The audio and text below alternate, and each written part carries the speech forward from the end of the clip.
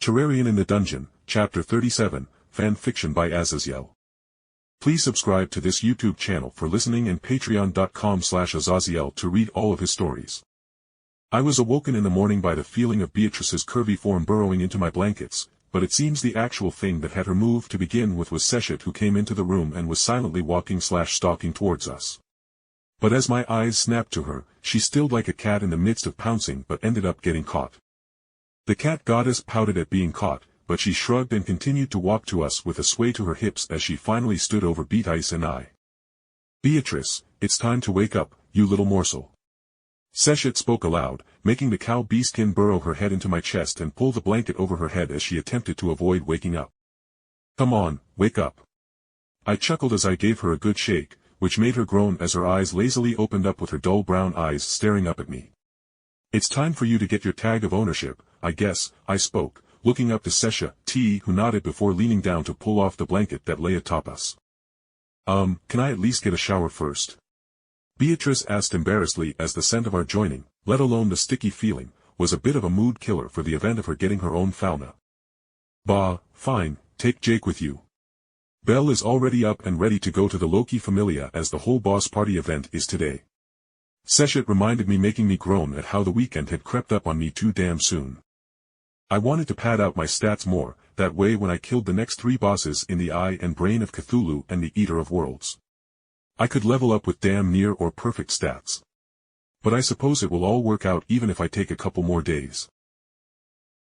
After fooling around for a bit with Beatrice in the shower, where I got to explore her body in brighter light, we both got cleaned up, with us separating after she got her fauna with nothing special upon it.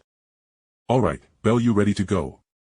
I called out as I finished making the daily couple hundred health potions by just taking a bottle I didn't even need to make, and I had literally rigged up a tray so I could push the tray with bottles attached to it into the tank of health potion fluids so I could fill a dozen bottles at once. Thankfully, I had finished the boss spawners for those 3 bosses in my free time, though I had to hide the corruption and crimson altars I made out of fresh and rotting flesh because, well, they were alive and could get grabby when you weren't looking.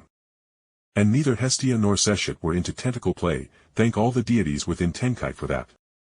As me and Belle were heading towards the Loki Familia's mansion of the Twilight Manor, as that was where we and the caravan of people heading towards one of Orario's neighboring castles were supposed to meet up, Belle asked me for advice, as she knew even with her grappling hook she could get caught and smashed, as I very clearly told her I had new boss monsters and that they were dangerous.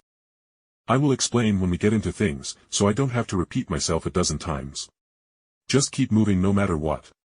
I left it open-ended, as I really had no perfect advice for any of the bosses other than fly way above the Eater and bomb the crap out of him, but who knows if that will even be possible here in a 3-dimensional world.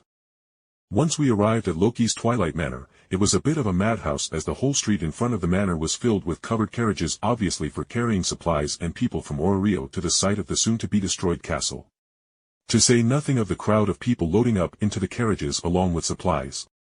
"Let's go find Loki members to see where we need to be," I muttered to Belle as I wrapped an arm over her shoulders, so I didn't lose her as horses trotted to and from along with the people rushing in and out of the Twilight Manor. Not only that, but the guards were so swamped with directing the goods and people that we literally walked through the front gate with no issue, as we walked in with purpose. Once we got into the enclosure of the Loki Manor, I saw Riveria directing some female elves that were looking to her worship on where to store and transport the potions that were being taken to the site. "Riveria, I wanted to know where Belle and I should be in this caravan," I asked, and Riveria looked up to me from her clipboard and blinked in surprise, seeing me in the middle of Loki's compound. "How did you get in here? Shouldn't the guards have directed you?" "No, it's irrelevant now. Yes, Finn is at the front of the caravan, and he wanted to speak with you about how this is to all go anyway," Riveria explained before waving her hands at us for us to shoo or something. "Here, follow us. Lady Riveria is very busy right now." A brunette elf spoke to us, and I just held up my hands as I nodded, taking Belle with me as I left Riveria to her list, as the Loki Familia elf escorted us out of the compound and literally watched us walk towards the lead caravan. Once we reached the lead caravan, I wasn't at all surprised to see Finn also doing some check work for supplies for the literal 300 or 400 people apparently, as, to say the least, people were hopeful for their chances to fight a weaker monster Rex that could guarantee their level up without needing to force themselves to fight minotaurs or infant dragons, which could be more dangerous than a slime king. But the aspect that wasn't at all surprising was how Tioni was hovering over her captain and all but growling at anyone who came to take up his time. Finn, I will be in the back of the cart so we can talk on the way. I got news of the new monster Rexes I can summon and will need help clearing as they are more dangerous than the last two. I spoke up with Tioni's face twisting into a snarl at my voice, directly addressing her beloved captain, but seeing it was me, her face dropped the fierce visage and adopted a smile. Oh, new monsters. Alright, just be aware that Freya's caravan will be catching up later. Apparently, they will be guarding the Dien Chet Familia members who will be coming to set up a healing center.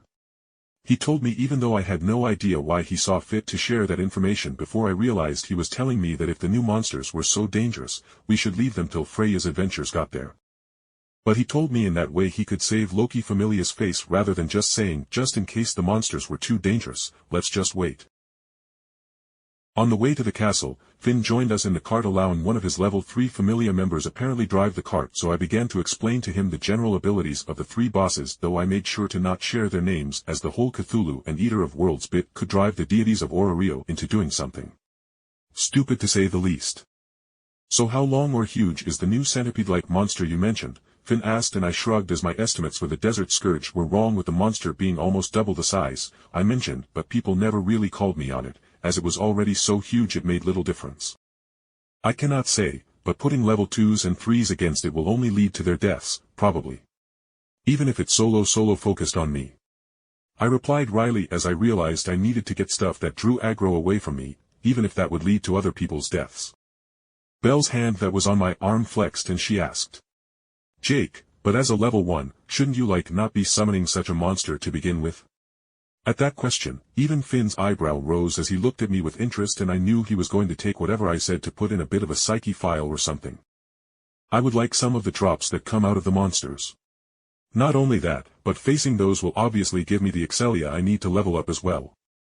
I added on with Finn nodding in understanding, as fighting monster Rexes and boss monsters always gave the best Excelia, and high-quality Excelia always made your stats grow by far the fastest. Which is how Belle's cheat Liaris freeze worked. The amount of drive and desire she had would upgrade the lesser, almost worthless, low-quality Excelia to high-quality Excelia, which would make her stats shoot up into the stars at an unprecedented rate. After a while longer, we finally arrived at the castle, and I could hear Tiona yelling out in joy at the ride ending, but before me and Belle could hop out, Finn spoke again. Also, Jake, the guild and other forces are very much interested in the tunnel you made through the dungeon into Rivera. The Loki Familia can hold our own, but a safe shortcut through the dungeon is a very appealing target to people, especially with how you locked it down, preventing anyone from entering despite people being able to see through the windows you left open on the walls. Finn's calm eyes held me in place as he spoke very deliberately. So be careful as you walk through Ororio. That key you gave to Riveria has become a symbol to easily getting to Rivera without dealing with any monsters, and supposedly the arrogant merchants are looking for assassins to take hits out on you to retrieve it. I just sighed, shaking my head. If they want to die, that's their business. I won't die so easily, especially to a blade in the dark, but either way if something does happen. Thanks for the warning, I can handle it. I spoke as I calmly stepped down from the carriage while Belle was waiting outside, obvious to what Finn was warning me about.